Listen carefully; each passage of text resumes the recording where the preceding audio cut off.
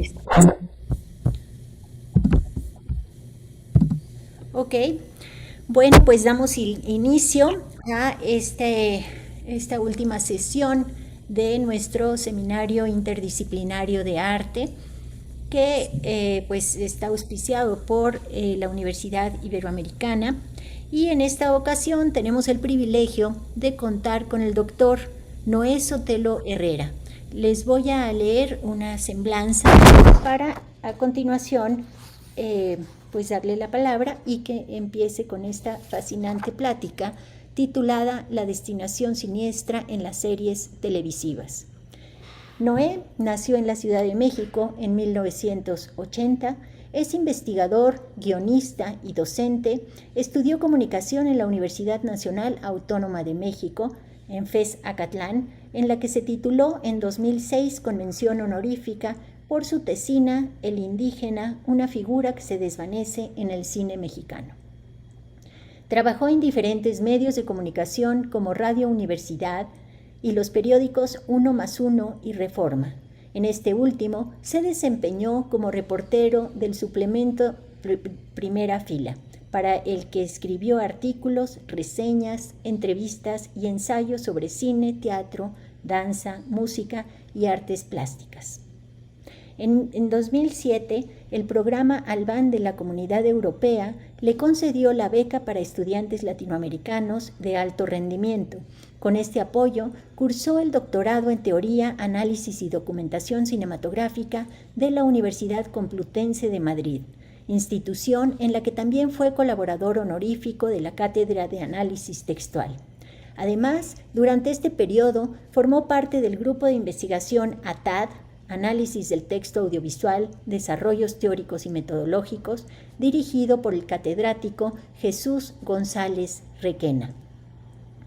Para obtener los títulos de maestro y doctor, respectivamente, Noé Sotelo Herrera realizó las siguientes investigaciones: la representación de la muerte en el cine argentino sobre dictaduras y figuras del mal en el cine posclásico de Hollywood, La destinación siniestra. En ambas obtuvo la calificación de sobresaliente. Ha participado en congresos y coloquios internacionales en países como Portugal, España, Colombia y México.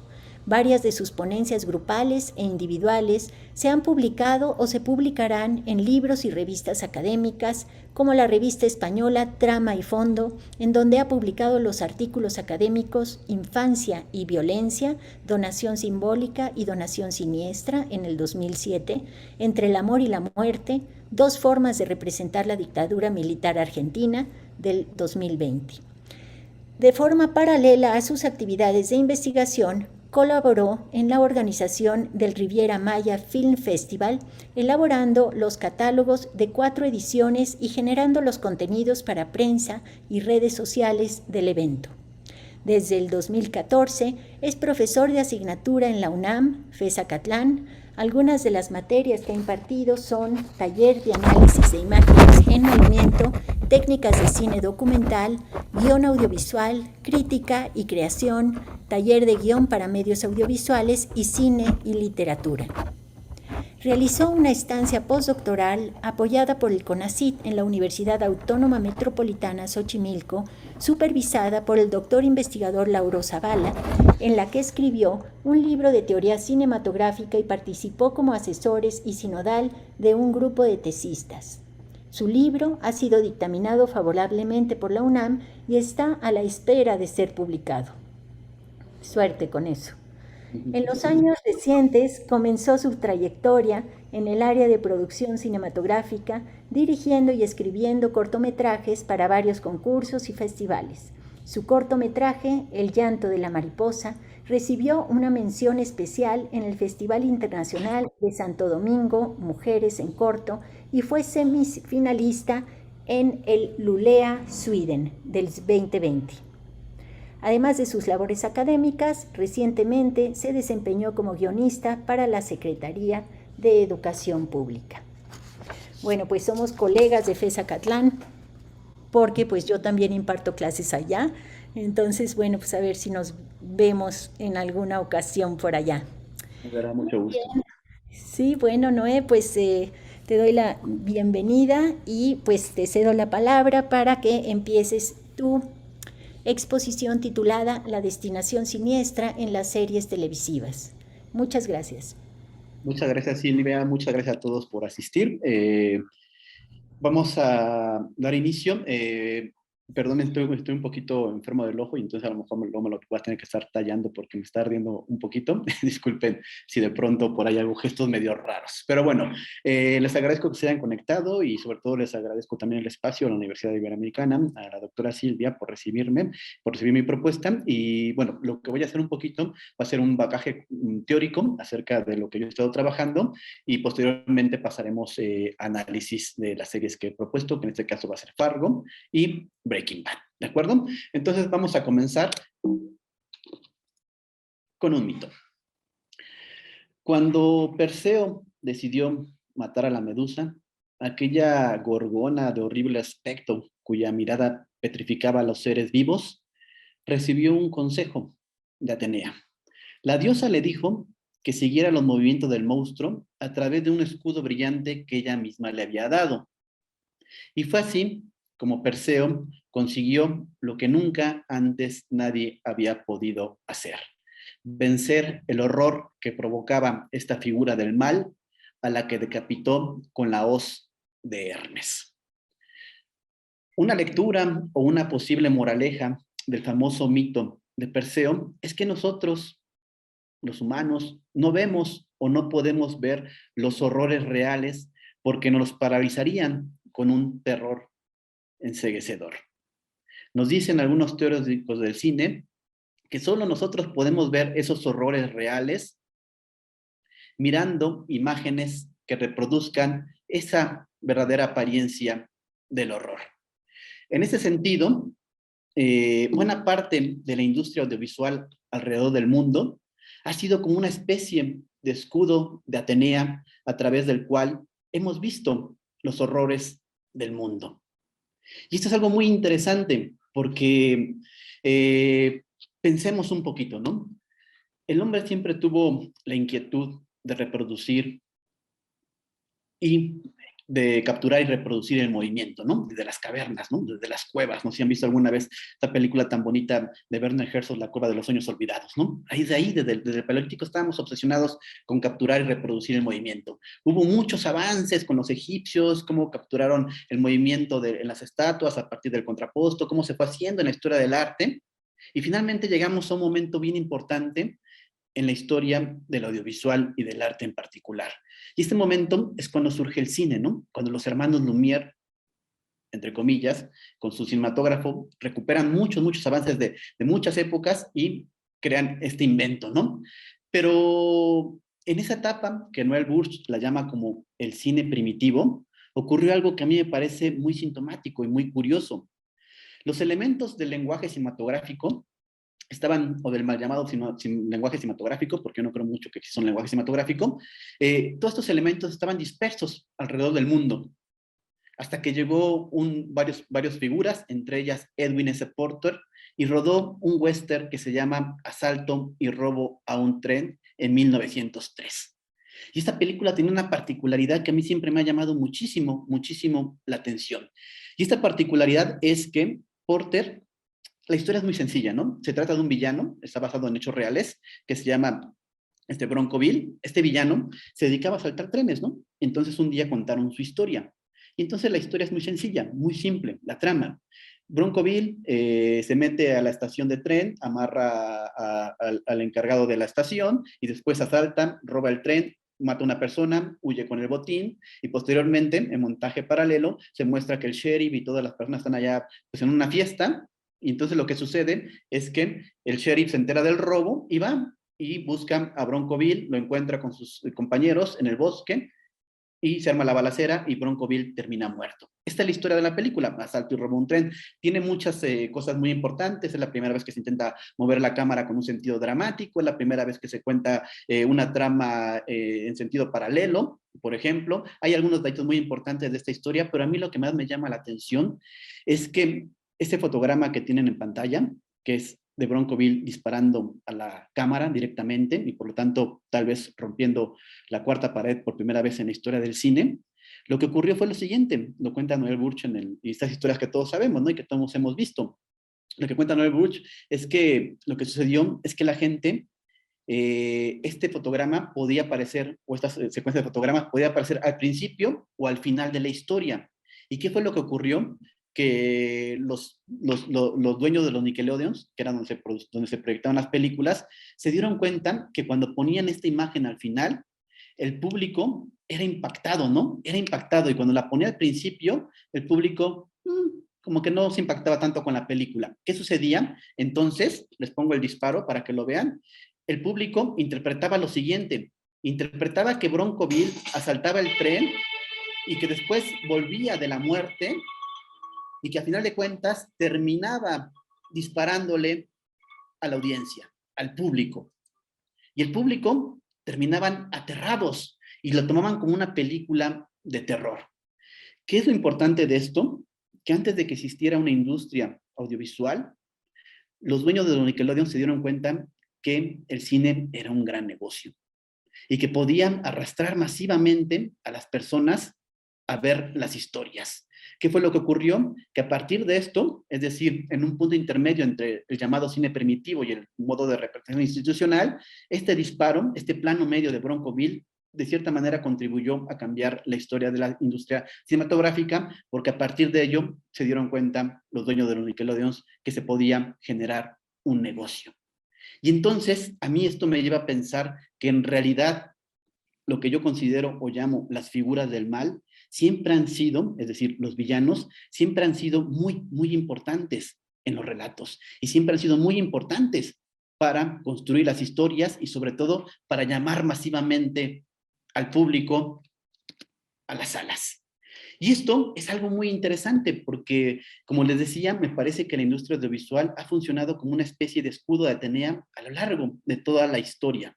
Pero ¿qué sucede? No sé si ustedes lo han percibido, pero en los últimos años, a partir de la década de 1978, 1980, sobre todo con los llamados cineastas independientes de Nueva York, empieza a darse un fenómeno bien, bien interesante.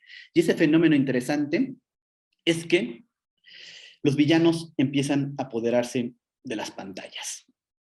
Ahora son ellos los protagonistas de las historias que nosotros vemos y nosotros acudimos masivamente a ver esas historias y tenemos esta dualidad entre la seducción y el rechazo, ¿no? Esa fascinación que nos producen algunos psicópatas, como puede ser el Joker, por ejemplo, por hablar de los casos más recientes, ¿no? Esta fascinación, esta atracción, pero también cierto rechazo, ¿no? Y es algo bien notable, es un giro muy, muy importante en la narrativa, probablemente el más importante en el último siglo, que el villano se apodere de los relatos audiovisuales. Es muy sintomático pensar que hoy en día nosotros ya no creemos en el héroe, ya no creemos en la bondad pura del héroe, y sin embargo, sí creemos en el poder del villano, del psicópata. Y mientras más malvado, mejor. Lo vemos como más realistas.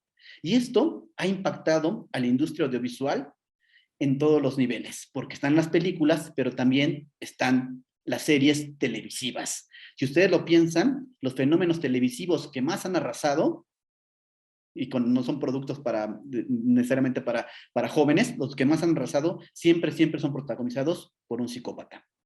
Siempre. Y esto es algo muy interesante porque a partir de ello debemos de pensar qué estamos viendo y cómo lo estamos viendo, cómo ha cambiado nuestra industria audiovisual. Entonces, yo a partir de esto generé una investigación que todavía está en curso y yo me pregunto, ¿cuáles son los mecanismos narrativos a los que recurre el audiovisual posclásico para encumbrar a las figuras del mal? Ahorita les voy a explicar qué entiendo por cine posclásico y por narración audiovisual posclásica.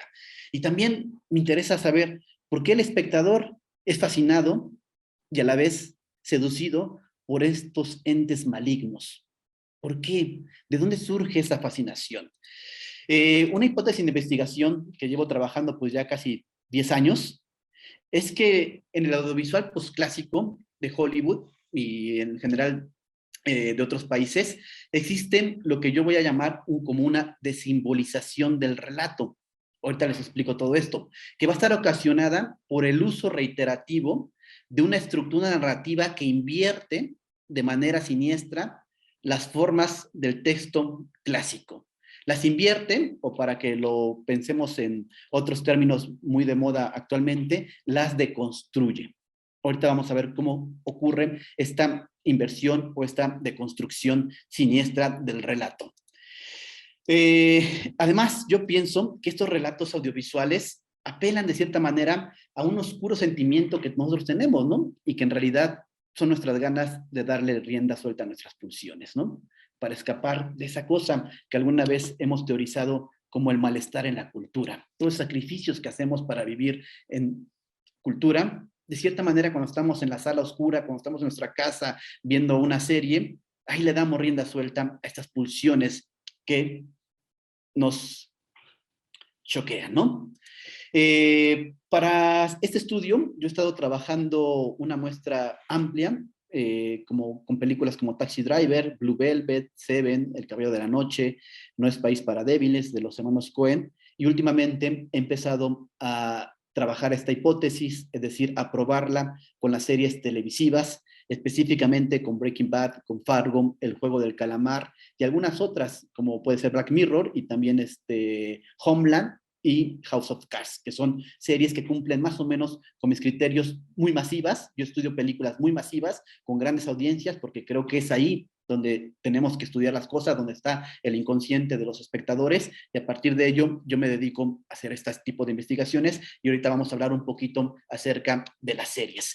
Pero antes de entrar de lleno a estas series, me gustaría que hiciéramos un breve repaso a través de la teoría con la que yo estoy trabajando en los últimos años. Es una teoría que hemos desarrollado, encabezada por el catedrático español Jesús González Requena, y que nosotros, bueno, yo pertenezco a su grupo de investigación, y que todos estamos más o menos trabajando en conjunto, probando esta teoría en diferentes países y también en diferentes productos audiovisuales. Tenemos un congreso, todos los años nos reunimos, y también tenemos una revista en donde publicamos nuestros hallazgos sobre esta teoría. Y es lo que voy a hacer en los siguientes aproximadamente 20 minutos.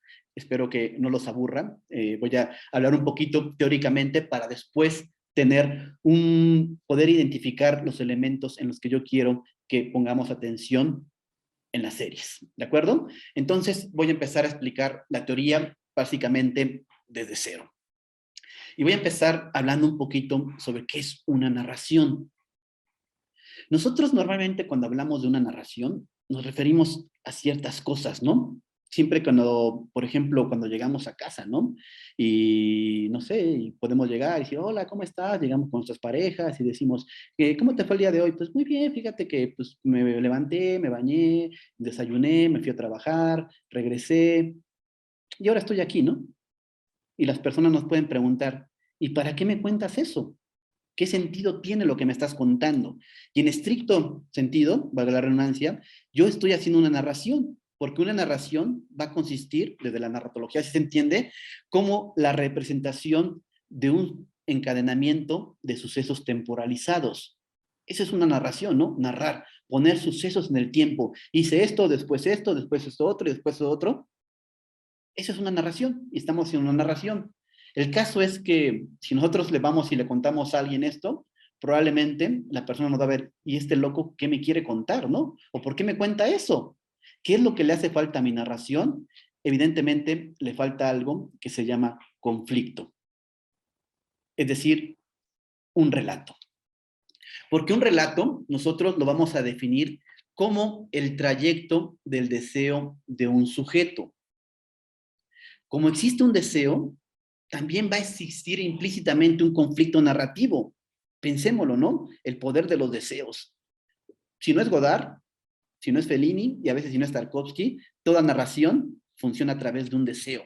Piensen ustedes, un deseo, un protagonista que quiere algo, y ese deseo necesariamente ya hay un conflicto.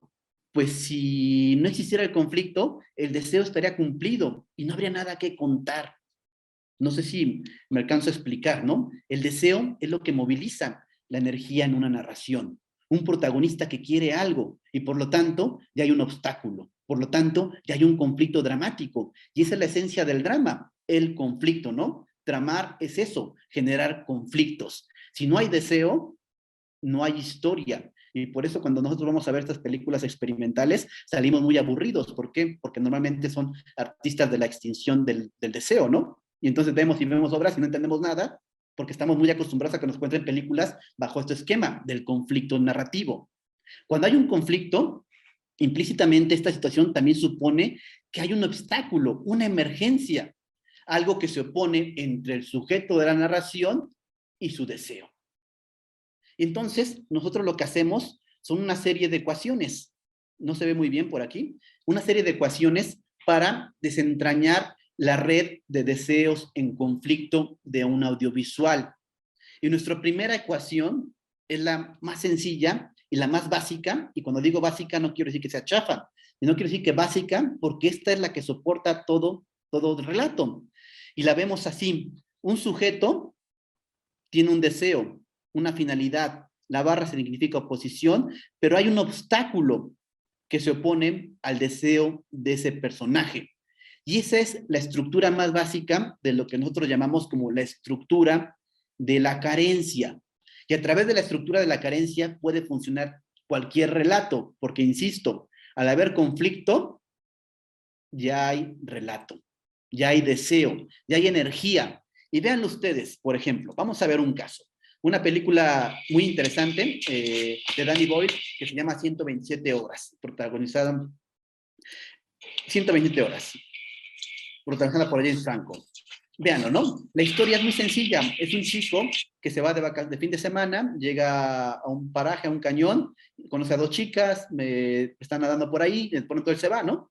Y aquí empieza la historia, porque precisamente este hombre llamado Aaron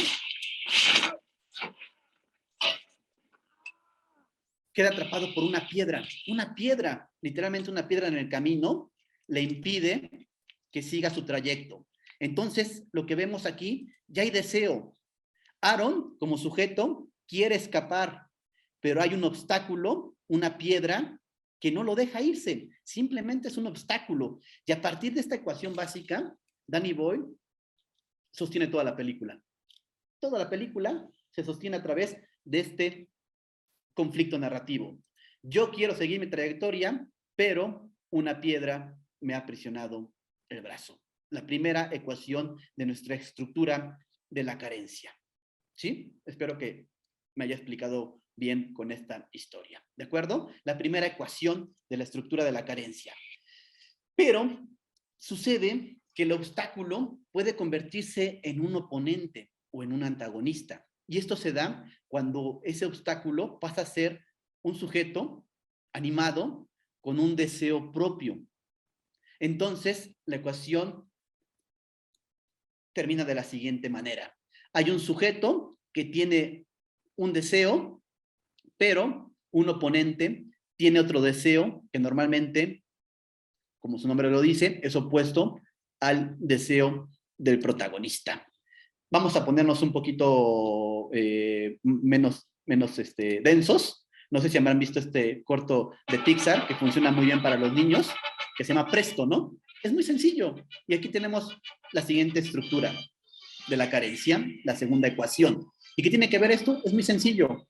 Un conejito tiene hambre y quiere comerse una zanahoria, pero el mago va a dar su show y no quiere que el conejo coma antes de que empiece el show. Así de sencillo es el conflicto. El conejo quiere comer, el mago ya comió, quiere empezar su show. La segunda ecuación de la estructura de la carencia. Cuando hay dos voluntades, dos entes con voluntad propia, cuyos deseos se oponen. En este caso, insisto, el conflicto estalla cuando el conejo se da cuenta que no le van a dar de comer su zanahoria y que tiene que irse a trabajar y se va a negar a trabajar porque el mago ya comió. Hay una oposición de deseos. Uno quiere comer, el otro quiere trabajar. Espero que me haya explicado. Le voy a pausar para que, nada más les adelanto un poquito para que vean el problema que se arma, ¿no? Ya están en el acto y el conejito se niega a trabajar. Conflicto narrativo, dos deseos luchando. Él quiere trabajar, el conejito quiere comer. Y ahí está, ¿no? Se niega a comer y le dice, no voy a trabajar hasta que me des de comer. Conflicto. Dos sujetos se oponen. En este caso, determinamos quién es el sujeto y quién es el oponente a partir del punto de vista que toma el relato. Es decir, el punto de vista. ¿Quién es el protagonista? En función del punto de vista. ¿Quién tiene más presencia narrativa? ¿Quién detona más acciones en la historia? El punto de vista es lo que nos va a determinar quién es el sujeto y quién es el oponente. Pero existen casos, hay casos en el que el relato hay un punto de vista equilibrado entre los dos actantes de la ecuación, ¿no? Porque es muy común que a veces haya dos protagonistas. Entonces, nuestra ecuación toma esta forma. Hay un sujeto 1 con una finalidad, con un deseo 1, pero también hay un sujeto 2 con una finalidad 2 que se opone.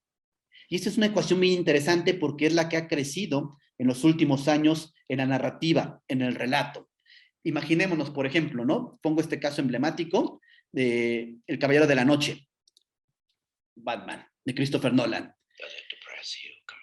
Hay un punto de vista muy equilibrado entre Batman y el Joker, pero incluso yo me atrevo a decir que el Joker es el protagonista porque es el que desencadena más las acciones del relato, pero en términos generales el equilibrio entre estos dos protagonistas es muy evidente. Los dos son protagonistas, ¿no? Batman tiene un deseo, quiere instaurar el orden en Gotham.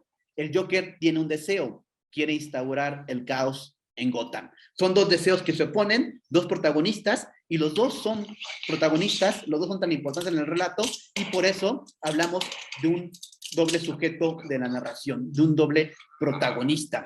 Y esto es algo muy importante porque en los últimos años esta estructura ha crecido mucho por la necesidad de saber cómo piensan y cuáles son los deseos de los villanos. Antes no lo sabíamos, ahora sí lo sabemos y se estructura y se hace más complejo la figura del villano. Finalmente, dentro de la estructura de la carencia existe una otra ecuación, y eso tiene que ver cuando el conflicto se manifiesta al interior del individuo y cuando hablamos o decimos que tenemos un sujeto escindido, un sujeto roto entre dos deseos. La ecuación, en este caso, quedaría de esta manera, ¿no? Tenemos un sujeto con un deseo 1, pero a ese deseo 1 se le opone ese mismo sujeto con un deseo antagónico. Esto nos da para muchas cosas, ¿no? Nos da para, por ejemplo, estas películas de comedia, ¿no? Que puede ser que choque una chica y entonces quiere, o por ejemplo, ¿no? Una chica conoce a un nuevo chico y quiere tener relación con uno y con el otro, ¿no? Es un deseo interno, un conflicto interno. Pero también nos puede dar conflictos psicológicos muy importantes. Por ejemplo, Psicosis, de Alfred Hitchcock, Norman Bates desea a Marion, pero también por esta decisión también la desea matar. Son dos conflictos que se oponen, el deseo sexual, pero también el deseo de matarla, ¿no? Y de hecho, si ustedes recuerdan Psicosis, pues la explicación del psicólogo hacia el final de lo que le pasó a Norman Bates, pues es precisamente una explicación narrativa de lo que está sucediendo o lo que sucede en una película. Ustedes, yo llevo años buscando otras ecuaciones y la verdad es que no las he encontrado. Si tienen un conflicto con la naturaleza, si se quedan en medio del agua, como Open Water, pues tienen un conflicto con un obstáculo. Si tienen un conflicto con Dios, pues Dios es su oponente. No he encontrado otra manera, o no hemos encontrado otra manera de crear conflictos. Y esto es lo que nosotros conocemos como la estructura de la carencia. Y la estructura de la carencia es una estructura básica, porque todo relato puede funcionar simplemente con la estructura de la carencia. ¿Por qué? Porque hay conflicto. Y cuando hay conflicto, se activa la energía y por lo tanto se activa la historia. Y además, el conflicto hace, el deseo, pues, hace que el identificador que el espectador se identifique con la narración, porque al haber deseo, el público se identifica. Y también se genera suspenso. El suspenso definido básicamente como saber si el protagonista va a conseguir o no va a conseguir su objeto de deseo. Se genera suspenso. Ese es el suspenso en términos generales. Por eso decimos que la estructura de la carencia es la fundamental, la básica, porque a partir de ello se puede construir cualquier relato. Sin embargo, Sin embargo, eh, bueno, sin embargo, o bueno, lo voy a decir, la estructura de la carencia, pues, va a estar básicamente construida por tres actantes: el sujeto, el objeto, el obstáculo oponente, y les decía, es la estructura básica del relato. Sin embargo, analizando los textos más importantes de la narrativa, desde textos literarios, incluso desde la Ilíada, desde la Odisea o del poema de Gilgamesh, que es el primer poema escrito que tenemos como tal, nosotros hemos encontrado que existe una segunda estructura. Además de la estructura de la carencia, los relatos suelen tener una estructura que nosotros le hemos llamado la estructura de la donación. Y esa estructura de la donación es súper importante por una figura. Y esa figura es la que nosotros conocemos como la figura del destinador. Y un destinador es un personaje que literalmente dona o encomienda una tarea al sujeto del relato. Y casi siempre va a tener cuatro funciones. Va a formular una prohibición, va a enunciar el mandato o la tarea, va a otorgar un objeto mágico en la lógica del texto clásico y va a sancionar la victoria o la derrota del sujeto. Y esta figura del destinador, por eso le llamamos la figura de la donación, porque él le va a donar una tarea. Es bien importante a nivel narrativo y a nivel psicológico. ¿Por qué? Porque en este destinador casi siempre se encarna la moral del relato. Digámoslo así, es el viejito sabio de la narración, el que va a ir guiando. Gandalf guía a Frodo en su periplo narrativo y le da el anillo, le prohíbe que se lo ponga, al final le dice que triunfó. Él es el destinador del relato. No sé si me alcanzo a explicar. Y esto es algo bien importante. ¿Por qué? La estructura de la donación, nosotros la hemos encontrado que está presente en la mayoría de los relatos que han persistido y que son lo más leídos, por ejemplo, en la tragedia clásica, en el cuento clásico, y se está dando también en el audiovisual. Además del destinador, se cuenta en esa estructura con el sujeto, ¿no? El sujeto es quien va a comparecer como destinatario de la tarea y tiene un objeto de deseo. Y esto es algo bien importante. Una vez que el sujeto de la narración cumple con la tarea, casi siempre se convierte en héroe. Y casi siempre tiene acceso a su objeto de deseo. Es decir, por ejemplo, pensémoslo, ¿no? Algo muy básico y si ustedes quieren un poco tonto. El príncipe quiere casarse con la princesa, ¿no?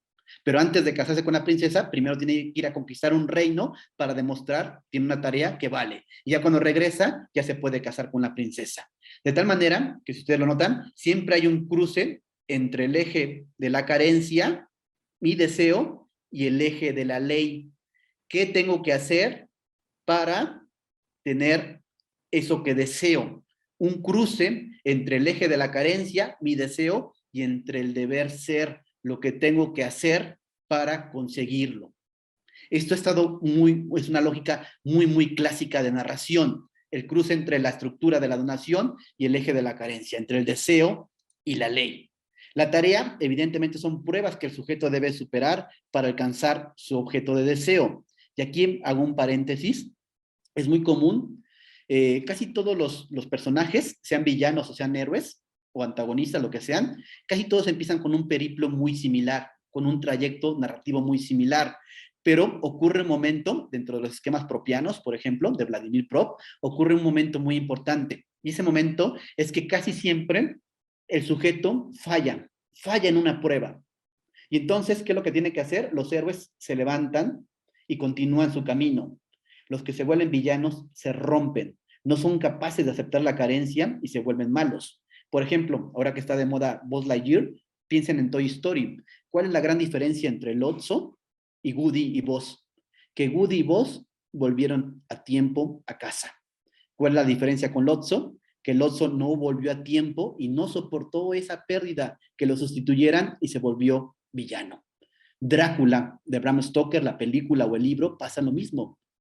Drácula no se sobrepone a la carencia y se vuelve villano. Es aquí donde se rompen los personajes y casi todos los personajes clásicos están construidos así. ¿De acuerdo? Después, el objeto de deseo es el elemento animado o inanimado que va a despertar las ansias de conquista del sujeto, ¿no? El deseo es bien poderoso, despierta las ansias de conquista y por eso tenemos narración y tenemos relato. El antagonista, evidentemente, es la figura que se va a oponer al deseo del protagonista y puede tener un deseo propio o no, dependerá de muchísimas cosas, ¿de acuerdo?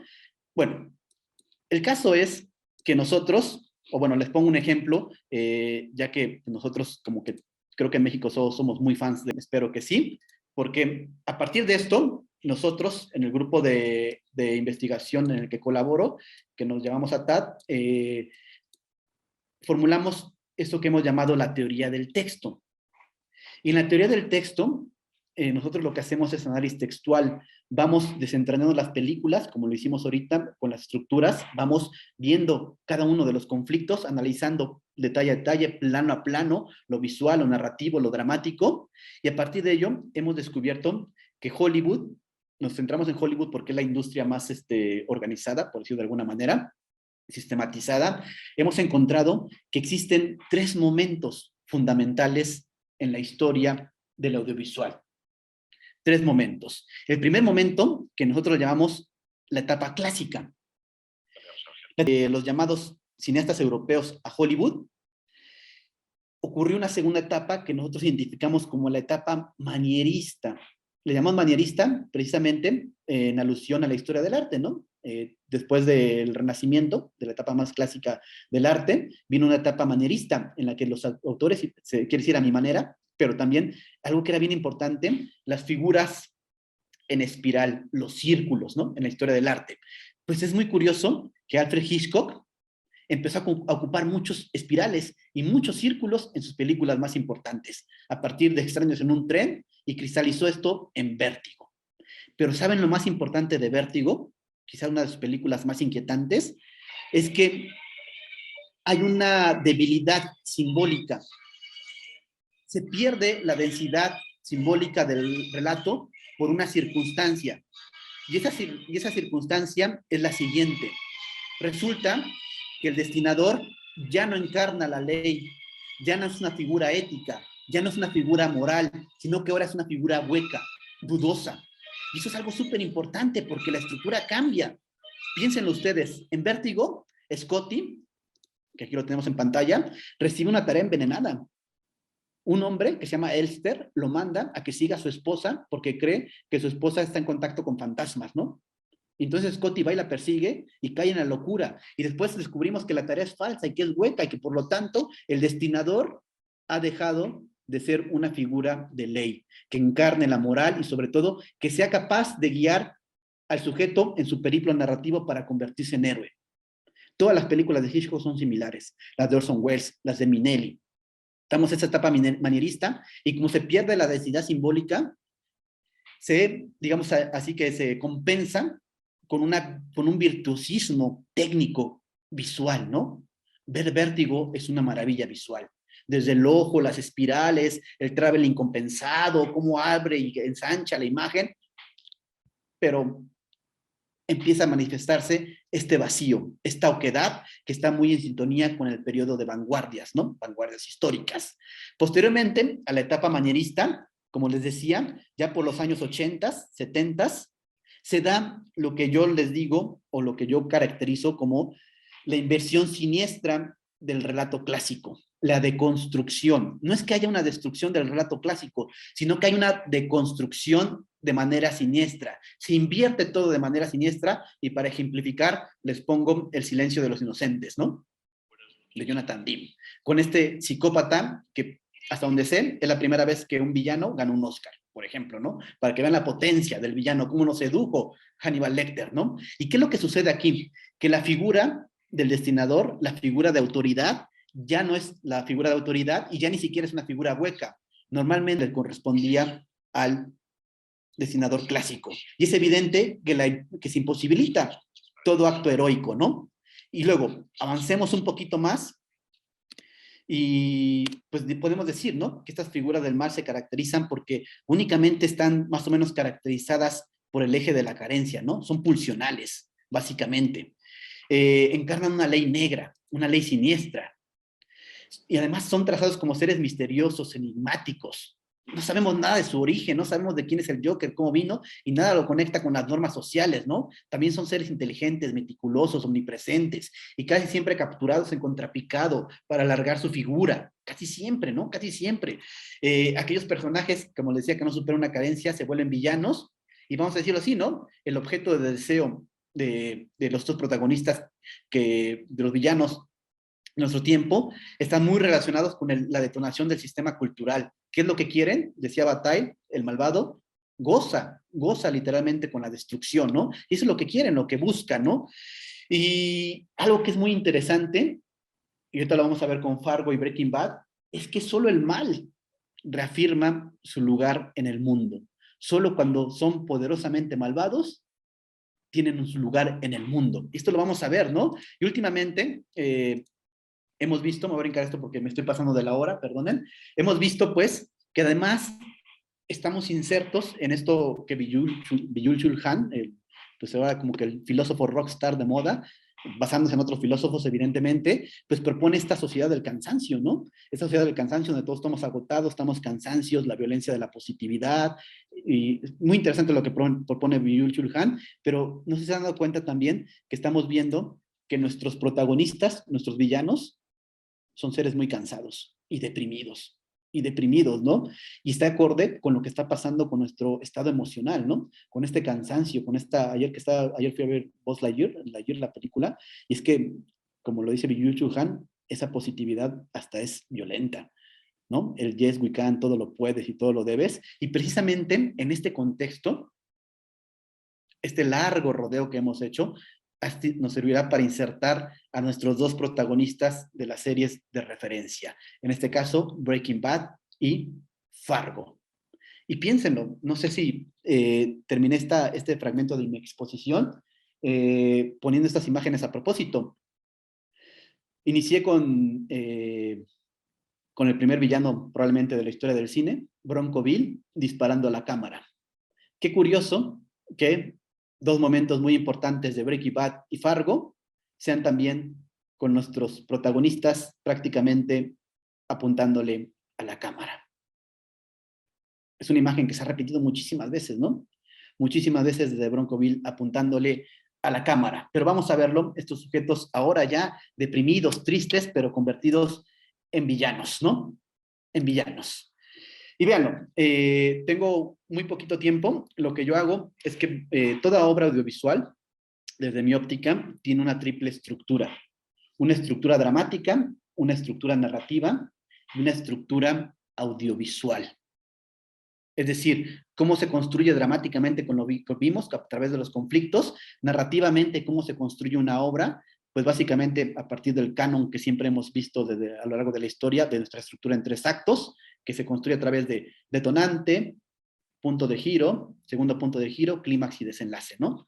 Y visualmente, todo esto se manifiesta en términos visuales.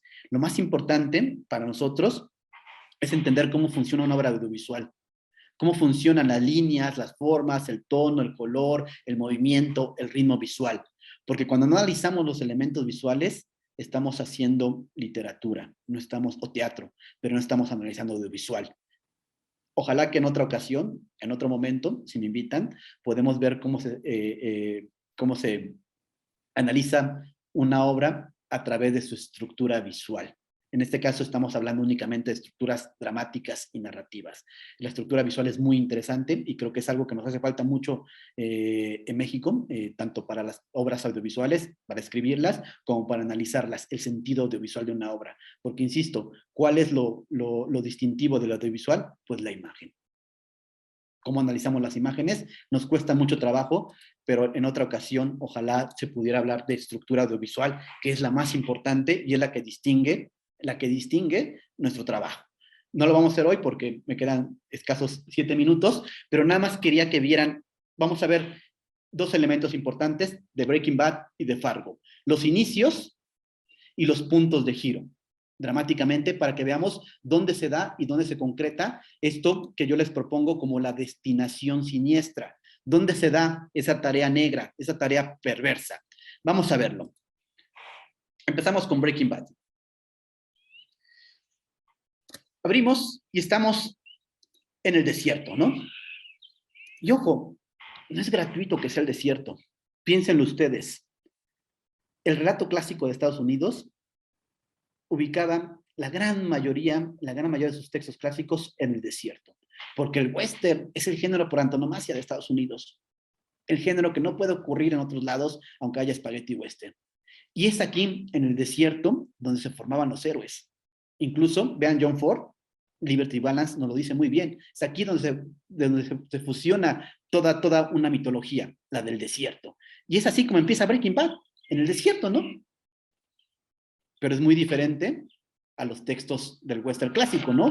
Y vemos, es una y media res, esa estrategia. Bueno, esto es interesante, ¿eh? Es una y media, pero también puede ser inex. Termina, pues, el piloto con la recuperación de Walter White, ¿no?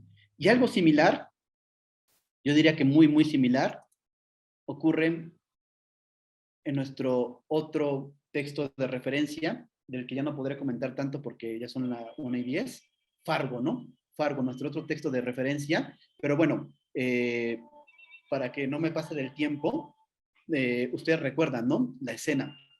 No voy a hablar sobre la obra porque ya es un poquito tarde.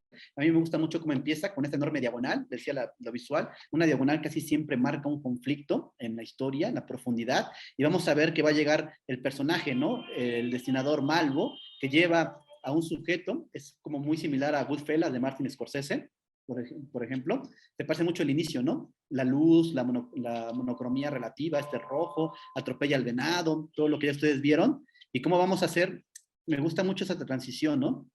Que me parece que es una transición espectacular, que va del rostro alargado del asesino a la lavadora, ¿no?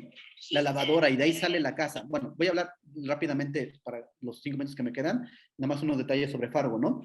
Me gusta mucho esa serie, cómo lo plantean, ¿no? También, pensémoslo, ¿no? Todo lo que ocurre, la metáfora de la lavadora, ¿no? El símbolo de la modernidad, pero no solo eso, es una lavadora que lo dice en la serie, ¿no? Que lava como si estuviera enojada, una metáfora de él, ¿no? Y todo ocurre en el sótano, una metáfora del inconsciente también, ¿no? Todo ahí en el sótano lo que ocurre, y vemos a este personaje, Lester, que también es ninguneado por su esposa, ¿no? De una manera terrible el ninguneado, y después sabemos que vende seguros, que no le va bien en la vida, empezamos a ver todo lo de él, hasta que un día, en un detonante también, se encuentra al que fue su buleador, ¿no? Su verdugo durante la secundaria, y ahí lo que ocurre es que un accidente se le rompe la nariz, ¿no? Y a través de eso va al hospital, y es ahí donde se detona la historia, porque conoce, ¿no? Al asesino del relato, y ahí se da este juego muy simple, todo Malvo lo mata, todo esto, él se entera, se va rompiendo nuestro personaje, hasta que, y ya me quedo aquí, para no pasarme del tiempo, hasta que ocurre, véanlo, muy similar, Lester se entera que, y volvemos a lo mismo de Walter White, ¿no? ¿Qué es lo que quería nuestro personaje? Recuperar sombría. Y él lo entiende, ¿no? Y la tarea siniestra es esa, ¿no? Sé un simio. Sé un simio. Aplástalo, ¿no? Y esa tarea siniestra, nuestro personaje Lester, inocente, va y quiere que nos veamos, ¿no? Que nuestra pulsión escópica se dispare. El cuerpo de la mujer, ¿no? Asesinada.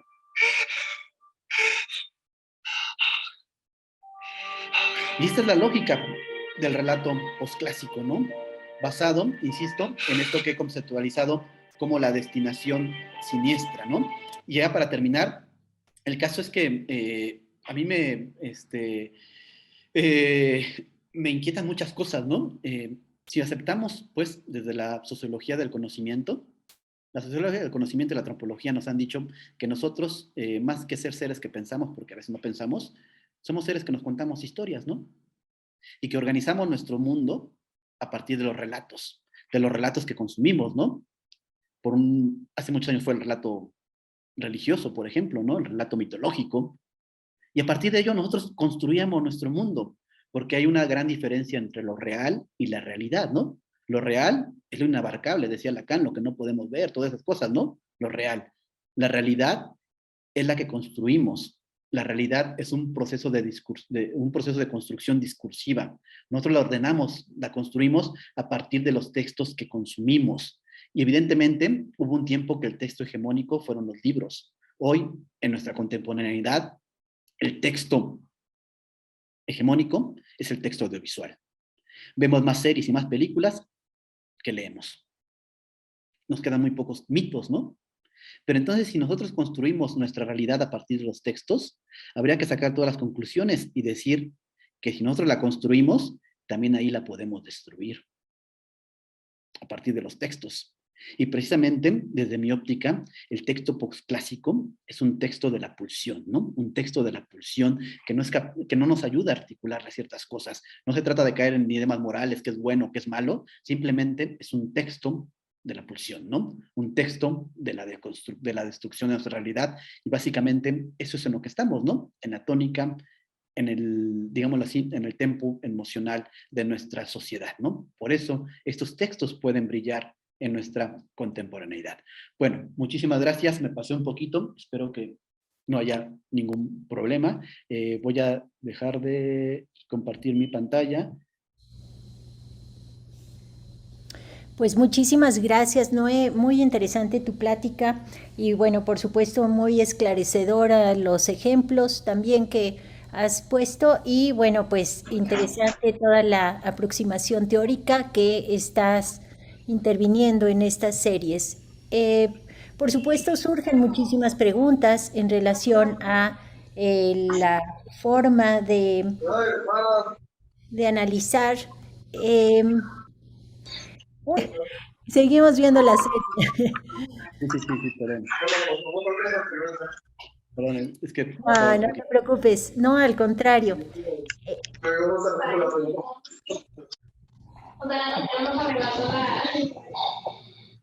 Bueno, ahora sí, los invito a que pongan sus manitas para las preguntas. Yo personalmente también pues tengo inquietudes que me gustaría formular y pues dar inicio también a esta ronda de preguntas y respuestas que pienso que hay mucho que decir al respecto y que pues se despertaron muchas inquietudes.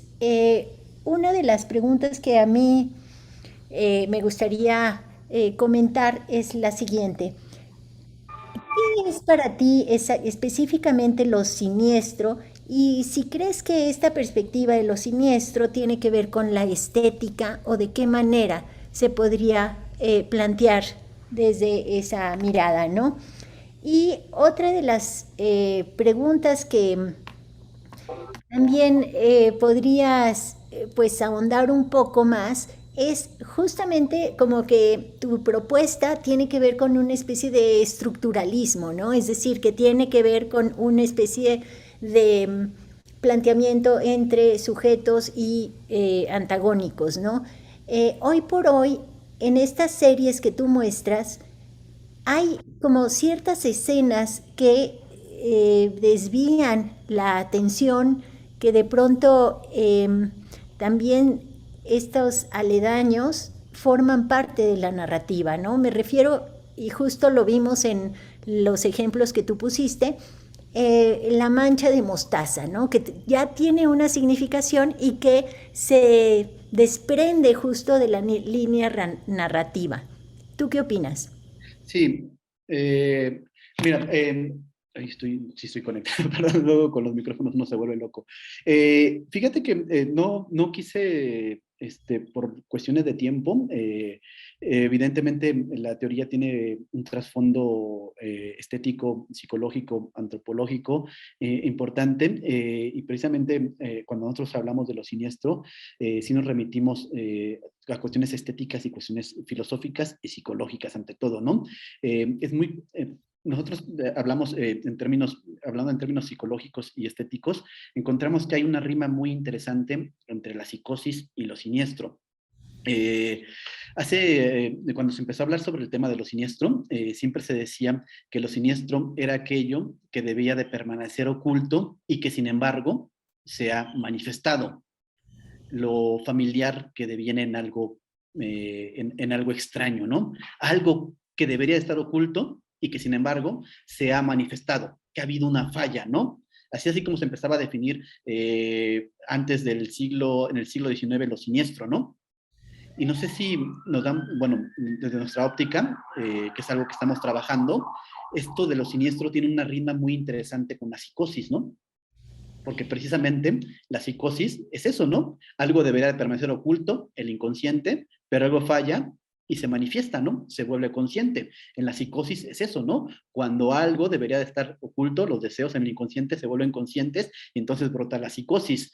Precisamente nosotros hacemos un cruce entre esta rima, entre lo siniestro y lo y la psicosis. Y nosotros la llevamos a la narrativa porque nos damos cuenta que en realidad, por eso tomamos la palabra siniestro, porque precisamente es esa falla que algo se ha roto en el relato, ¿no? Y lo que se ha roto en el relato precisamente es la imposibilidad de una estructura, no quiero decir estructura, perdón, la imposibilidad de un relato, de una narración clásica, ¿no? Siempre los relatos, esto yo lo tengo muy estudiado, empiezan casi todos los relatos de una forma muy clásica, con una estructura de la carencia y vamos ahí, y de pronto algo falla, algo se rompe y emerge lo siniestro.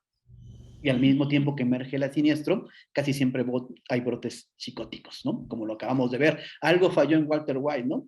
Algo falla y de pronto brota lo siniestro, pero también brota la psicosis. Es como más o menos nosotros, digámoslo así, definimos, ¿no? O, este, eh, o caracterizamos, ¿no? Lo siniestro en relación con la narrativa, ¿no? Sí, por eso, también en Freud y en otros autores, en muchos más, ¿no? Pero casi siempre intentamos jalarle un poquito hacia la narrativa, ¿no? Que la narrativa misma sea la que nos da los elementos para poder teorizar, ¿no? Nosotros casi siempre proponemos que exacto, también con Eugenio, que nosotros lo que queremos es como que sea el texto el que nos dé las coordenadas para teorizar. El texto tiene que hablar, ¿no? Y a partir de analizar los textos es que nosotros empezamos, no buscamos como hacer una explicación de un texto, lo que buscamos es una lectura, leerlo, plano a plano, leerlo, y para nosotros sí es muy importante la subjetividad, ¿no? La subjetividad del investigador, la subjetividad del analista que está delante de una obra, ¿por qué demonios me duele esta obra? ¿Por qué me duele así? Y hasta resulta terapéutico muchas veces, ¿no? Pero hacer análisis y teoría, pero buscamos siempre que el texto sea el que hable, ¿no? No interpretarlo, no, o sea, la parte filosófica de la interpretación, de la hermenéutica es muy bonita, pero nosotros lo que buscamos casi siempre es que el texto hable, que el texto lo diga y nosotros buscamos desentrañar eso que nos mueve, ¿no? Porque consideramos que el texto, no sé si meterme en problemas, pues, pero por ejemplo, pensamos que el cine no es un texto comunicativo, ¿no? Es un texto artístico ante todo, ¿no? En donde se mueven energías, ¿no? Porque piensen ustedes, ¿no? Cuando vamos al cine o cuando vemos una obra artística en serie, pues en realidad nos mueven unas energías bien profundas, ¿no? Nos mueven unas energías bien profundas y para mí un claro ejemplo que no es un texto comunicativo es que nuestro cerebro siempre tapa las historias. No nos acordamos de las historias. Vemos las historias y no nos acordamos. Nuestro cerebro las tapa, ¿no? Las tapa porque nos duele, ¿no? Las huellas. Entonces lo que nosotros que buscamos es como, pues hay que leerlas para saber qué está tapando mi cerebro, ¿no? Y yo como analista digo, pues si a mí me tapó aquí esto, es muy probable que a una comunidad, a mis coetáneos también les tape esto. Y entonces por ahí vamos construyendo y por eso es como que llegamos a ya me extendí mucho, a la cuestión de lo siniestro, ¿no? A partir de eso, de cómo brotan las cosas. En cuanto, sí, no, en esencia, pues nosotros, yo y el grupo de investigación en el que trabajo, somos estructuralistas, ¿no? Ante todo, o postestructuralistas, si ustedes los quieren, o como sea, pero además que las etiquetas, lo que yo en estos momentos estoy como intentando hacer un cruce, que es como lo que me está costando muchísimo trabajo y que es un verdadero salto en el abismo, es un salto en el abismo, poder congeniar la teoría con la práctica, ¿no?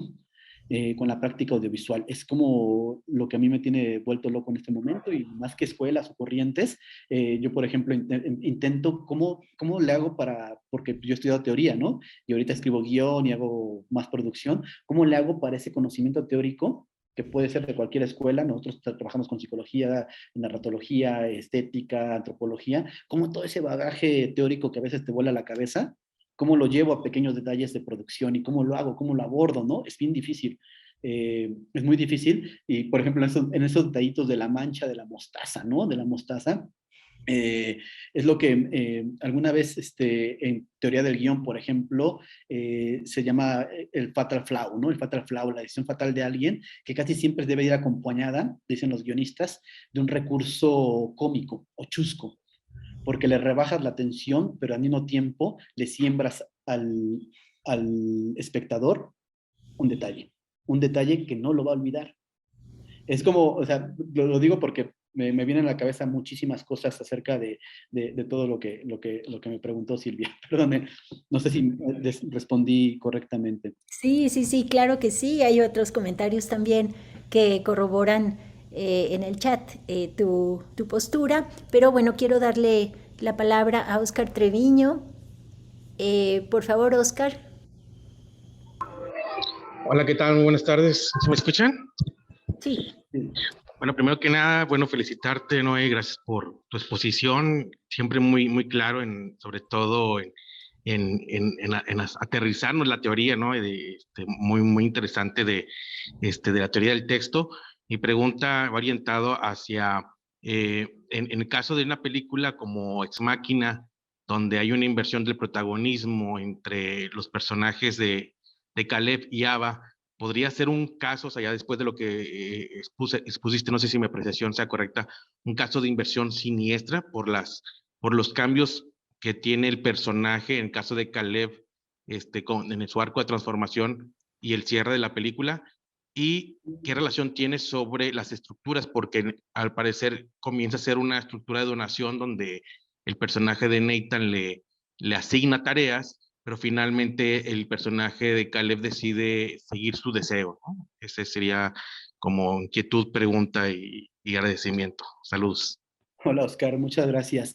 Ay, ay, ay.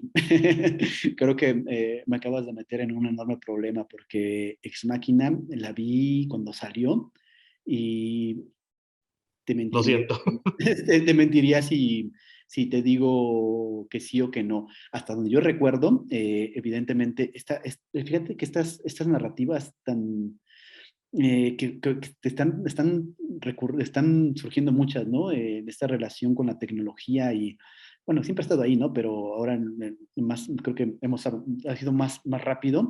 Casi siempre esta idea de la perversión y la tecnología, ¿no? Y creo que, hasta donde recuerdo, Oscar, creo que sí, pero si me das chance, tal vez la pueda ver este fin de semana y con gusto nos escribimos o nos whatsappeamos o a ver cómo nos ponemos de acuerdo porque no la recuerdo del todo, eh, no la tengo fresca y entonces es probable que te pueda mentir o te pueda decir algo que no sea cierto. Entonces, si quieres, lo platicamos, pero sí, evidentemente, todo cambia las estructuras, ¿no? Como Silvia me preguntaba, sí, yo sí, de estructura, y yo sí creo mucho en la estructura de una obra, ¿no? Pero sobre todo también creo mucho en la estructura de las cosas.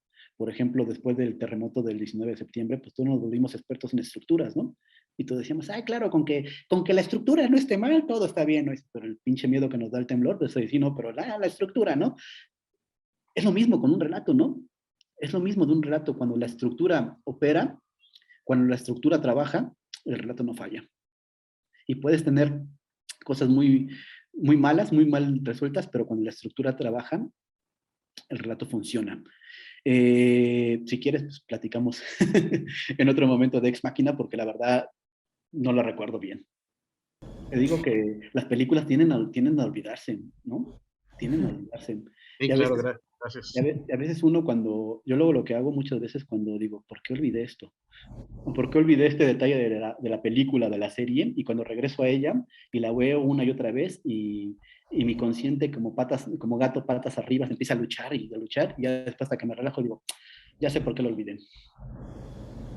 Es muy interesante cómo el cerebro te bloquea cosas y ya después cuando te das cuenta de tu estado anímico, emocional, todas esas cosas, dices, claro, por eso bloqueé esta escena o esta parte de la película o de la serie. A mí me pasa mucho y es cuando yo encuentro como, digo, oh, ya encontré el tema profundo de la obra. La revelación. La revelación, esos momentos de revelación. Gracias, Noé. A veces lo haces mal, a veces es trabajar. Pero muchas gracias, Oscar. Muchas gracias. Anabel.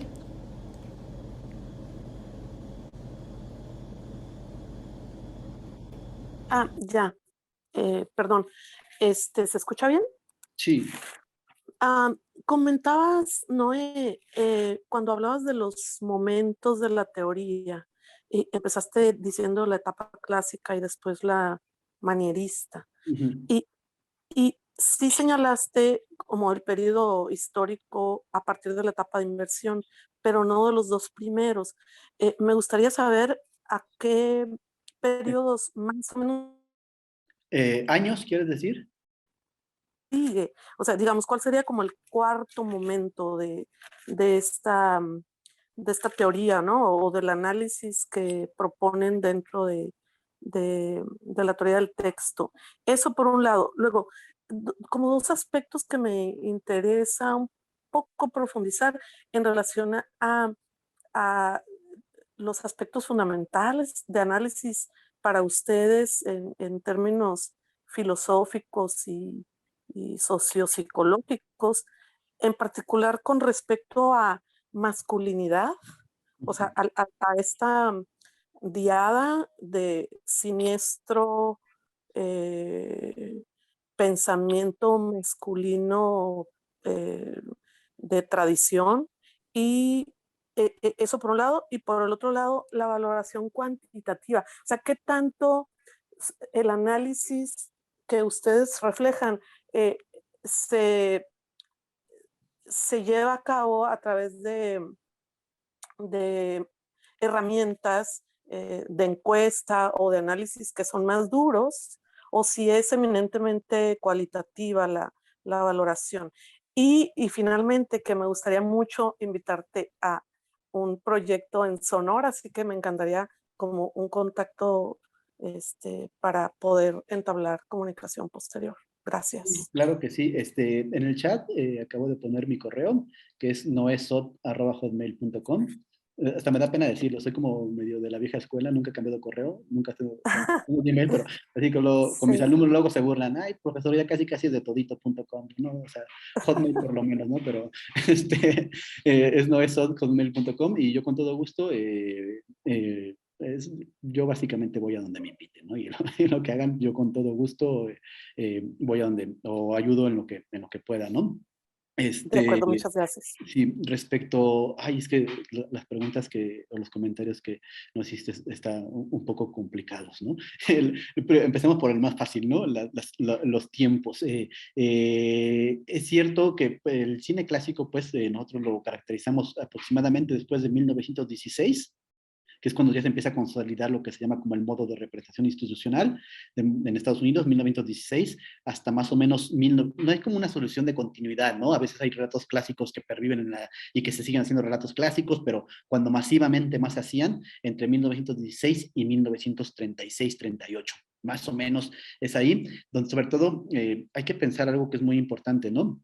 Yo les decía con la llegada de los cineastas europeos a Hollywood, les decía europeo un poco medio jugando porque Orson Welles pues nació en Estados Unidos, pero recibió una educación europea. Y evidentemente el ambiente emocional de Europa era muy distinto al de Estados Unidos, ¿no? Pensémoslo, después de la Primera y la Segunda Guerra Mundial, por eso surgieron las vanguardias, este vacío en Europa, y Estados Unidos empezó a emerger como potencia económica, empezó a crear más relatos y tenía que sustentar su nuevo orden social, hegemonía, ¿no? Y se empezó a producir muchísimo, ¿no? En realidad, si hacemos un símil, yo sí creo francamente que el cine clásico de Hollywood fue una mitología para Estados Unidos, ¿no? Y si ustedes ven, yo insisto mucho en esta película porque para mí es muy clarificadora de muchas cosas. El hombre que mató a Liberty Balance, de John Ford, que básicamente, te lo voy a sintetizar, la película es como, hasta un crimen es válido siempre y cuando podamos civilizar al mundo. Y es una idea que tiene Estados Unidos, ¿no? Si hacemos guerras es porque estamos civilizando. Es así, ¿no? Algo muy, muy extraño, una forma de pensar y que tiene que ver con cómo se construyó Estados Unidos como nación antropológicamente, ¿no? En los 30, 36, 38, empiezan a emigrar muchos cineastas a Estados Unidos y empiezan a ser muy poderosos, ¿no? Y Estados Unidos empieza a ver después de la crisis del 29, empieza a ver su momento emocional, se empieza a equiparar con Europa. Y entonces todo este vacío, o sea, ¿cómo puedes hacer relatos clásicos y todo es bonito, todo es lindo, cuando pues, acabas de tener una de las peores crisis de la historia económica, social y todo esto? Y entonces empieza a ponerse en sintonía con el momento emocional de Europa, pero hay una cierta resistencia, ¿no? Y empieza esta etapa manierista, que a mí me gusta mucho el cine manierista, empieza esta cosa, y esto dura más o menos, yo lo veo muy claro, el apogeo del cine manierista está a finales de los años 40 y principios de los años 50, con el cine negro, ¿no? Con el cine, piensen en lo que es el cine de espías, ¿no? El film noir, estos juegos dobles, ¿no? De que nunca sabes quién es bueno ni quién es malo, esta oquedad, ¿no? A mí de esto, la escritura que me encanta y que lo manifiesta muy bien, Patricia Highsmith, ¿no? Con Extraños en un tren, El talento de Mr. Ripley, todas estas cuestiones que son la novela negra, ¿no? Aquí es el film noir donde surge y se vuelve todo manierismo y es una cuestión estética muy bonita, muy bella, pero también empieza a hablarnos del vacío, del hueco, ¿no? Que estamos experimentando durante esos años postguerra, ¿no? El cine postclásico, aproximadamente, nosotros lo empezamos a identificar esta inversión siniestra, aunque hay mucho, un poquito antes algunas películas, pero ante todo yo la asocio mucho con la llegada de los cineastas jóvenes independientes de Nueva York, entre ellos para mí el más destacado Martin Scorsese, ¿no? Que hasta nuestros días sigue dando batalla, ¿no? Y se empieza a centralizar en autores ya mucho más complejos, ¿no? Mucho más complejos. Por ejemplo, David Lynch. David Lynch es un autor del cine postclásico tremendo, tremendo, ¿no? Con Los Hathaway, con Blue Velvet. Es tremendo David Lynch, ¿no? Para mí, de los más importantes. Y esta etapa postclásica, no es que haya terminado, ¿no? La seguimos viendo con una continuidad en las series, pero lo que yo empiezo a ver, no sé si es momento de hablar de un cuarto Twin Peaks, por cierto, ¿no? Sí, gracias, Solórzano. Twin Peaks, ¿no? Que Twin Peaks, ¿no? Yo lo que empiezo a notar, no sé si un cuarto momento, pero sí empiezo a ver esto que les decía, estas ideas de Byung-Chul Han de la sociedad del rendimiento, de la sociedad del cansancio, sí empiezan a estar muy presentes, muy presentes. Y no es lo mismo, porque no es lo mismo el poderío de Hannibal Lecter, por ejemplo, ¿no? Tú ves a Hannibal Lecter, es el psiquiatra que más sabe, ¿no? El que más sabe, y sabe más porque sabe del sabor de la carne, ¿no? Que es algo muy loco, pero también es cierto, ¿no? Él sabe porque ha comido carne, ¿no? Es el que tiene más conocimiento de todos los psiquiatras, el que puede desmenuzar la mente, el que sabe todo, ¿no? Hannibal Lecter. Es poderosísimo. No es lo mismo, por ejemplo, que el Joker, ¿no? El Joker que tiene, delira.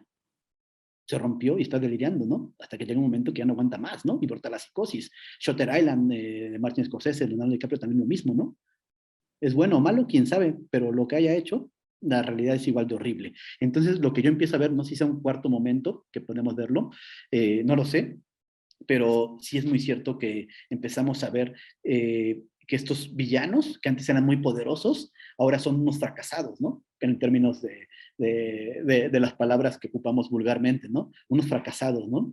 Y son sujetos muy cansados, sobre todo. Tú ves a Walter White cómo se levanta y cómo empieza en la andadora, como ya no puede, no puede más, ¿no? Tú ves al de Fargo, es que ya no puede más, están cansados, la sociedad del rendimiento, y creo que sí por ahí van los tiros. Yo no sé si es un cuarto momento, puede ser, no lo sabemos porque todavía está huyendo, pero lo que sí sé es que yo no encuentro claves visuales en la narrativa contemporánea que la distinga de lo que ya fue, ¿no? El cine posclásico es un cine de la pulsión y donde sí está muy presente el punto de vista subjetivo. Si ustedes ven Blue Velvet de David Lynch, van a ver que cuando Jeffrey se esconde en el armario y empieza, así como el voyerismo en toda su esplendor, empieza a espiar a su objeto de deseo, que se llama Dorothy Balance, todo es punto de vista subjetivo. Y la estrategia es punto de vista subjetivo, y tan es así que el punto de vista subjetivo se ha popularizado tanto entre los jóvenes, que ya hasta ellos te dicen, ¿no? Pop, pop, pop, o punto de vista subjetivo, porque es una característica visual de la obra, ¿no? De hecho, voy a decir algo que tal vez espero que no ofenda a nadie, pero no sé si ustedes sepan, los estudios sobre pornografía dicen que los videos que más les gustan a las personas son los que tienen punto de vista subjetivo. Es muy interesante. es el texto audiovisual que también se consume mucho, la pornografía, pero les gusta al público masivo el punto de vista subjetivo. Y piensen en los videojuegos, ¿no? Los videojuegos más importantes también ocurren en el punto de vista subjetivo. Esto es algo del cine posclásico, una característica de puesta en escena posclásica. Yo no, o sea, ya para terminar, bueno, me faltó otra pregunta, pero es muy tarde. No encuentro un nuevo momento visual, no lo encuentro en la serie, nada de eso, y tal vez por eso quiere decir que todavía no estamos dando el salto. Luego, para terminar, lo que me hablabas sobre la masculinidad, es un momento súper complicado, ¿no? Súper complicado porque evidentemente, hablando de construcción, pues sí, estamos en un momento en que pues nuestro sistema patriarcal, porque hemos vivido en un sistema patriarcal durante muchísimos siglos, está haciendo crack, ¿no? Está haciendo clic. Y eso es lo que hay que entender, ¿no? Que nosotros, o sea, bueno, es un rollo teórico, muchas cosas, ¿no? O sea, muchas cosas. A mí me gusta mucho leer la teoría feminista de Sinen y creo que vamos por buen camino y hay que avanzar, ¿no? Hay que avanzar y yo luego escucho muchas cosas, ¿no? Como, pero eso es algo antinatural. Y yo nada más me pregunto, pues es que nosotros como sociedad y como especie somos antinaturales, hacemos todo lo que vamos en contra de nuestra naturaleza y a partir de ello hemos construido las cosas más chidas del mundo. A partir de ir contra nuestra naturaleza salvaje, cuando nos hemos civilizado, cuando hemos hecho un pacto cultural, es como hemos crecido como civilización, ¿no? Y yo lo que creo es que, francamente, ya tendríamos que dar un brinco, ¿no? Un salto en todos los sentidos y en todos los niveles y olvidarnos pues, de estas cosas que, francamente, pues, desde mi perspectiva, sin ofender a nadie, pues no quiero ofender a nadie, pues solo traen lastres, ¿no? O sea, solo traen lastres. Es como, o sea, ahorita lo que estamos viviendo con el beso en la película de Buzz Lightyear es como, por Dios, ¿no? O sea, parece que estamos viviendo en las cavernas. Es que ya, o sea, o sea, y que todo eso se haga un debate y que cosas así, pero pues tenemos que evolucionar, tenemos que crecer, tenemos que mejorar y yo creo que una buena parte es ver esta perspectiva desde otro, no quiero decir el otro polo, porque no es otro polo, pero sí desde una perspectiva femenina, creo que nos ayudará muchísimo, ¿no? De hecho, yo tengo como la inquietud porque es algo que desconozco, ¿no? Tengo la inquietud de empezar a leer y empezar a entender a las teóricas feministas del audiovisual, ¿no? Las quiero empezar a leer porque también no es que se les dé muchos espacios, ¿no? Entonces a veces es difícil encontrarlas. Yo leo sí muchas de psicología, filosofía, sí intento leer mucho de la perspectiva femenina porque creo que sí es algo que nos alumbra y nos ayuda a conocer mejor nuestros objetos de estudio y nos ayuda a conocer mejor muchísimas cosas, ¿no? No sé si habré contestado, pero creo que me lié un poco. No, solo faltó, muchas gracias, sobre las valoraciones que aplican, digamos, la metodología de análisis de la teoría. Nosotros ante todo, pues, hacemos una investigación cualitativa más que cuantitativa, pero cuando hemos requerido hacer, porque bueno, si somos honestos, hay que decirlo con toda la franqueza, las investigaciones cualitativas a nivel internacional no reciben muchos apoyos económicos. A nosotros casi siempre como grupo cuando trabajábamos era como números, datos, cifras, y tú dices, bueno, no todos son números y datos y cifras, pero cuando nos hemos visto en la necesidad de hacer quantum, sí nos hemos metido y diseñamos en un momento dado una metodología de análisis con un programa a mí me encantaba ese programa, solo que ya no lo tengo, pero se puede conseguir, que era un programa en el que, por ejemplo, a través de códigos y de claves, tú ibas desglosando la película o la serie, lo que quisieras, los fotogramas, y tú hacías tus códigos, colores, así como, aquí ha aparecido tantas veces esto, aquí tengo una línea, aquí tengo esto, y podíamos hacer estadísticas, por ejemplo, lo último tiempo la última vez que estuve en sesión con el grupo, yo no le entré a esa investigación, pero están haciendo una investigación cuantitativa sobre la importancia del primer plano. Y son puros números. ¿Cuántos primeros planos hay en las películas más taquilleras de la historia y por qué? O sea, es una cruce, ¿por qué primeros planos y por qué tantos y cómo son? Es un cruce entre cuantitativo y cualitativo. Hacemos de las dos cosas, pero en realidad es más cualitativo, pero cuando hemos tenido la necesidad de buscar fondos, casi siempre, cuando se busca fondos de investigación, casi siempre son números, números, números cuantitativos, y entonces hay un programa que se diseñó en la Complu, que es un programa buenísimo, a mí me encantaba para analizar películas y series, y pues, o sea, le entramos a las dos, pero esencialmente es más cualitativo. Muy Había alguien bien. que había levantado la mano, pero ya se desconectó. Sí, ya se fue. Esmeralda, ¿no estás por ahí?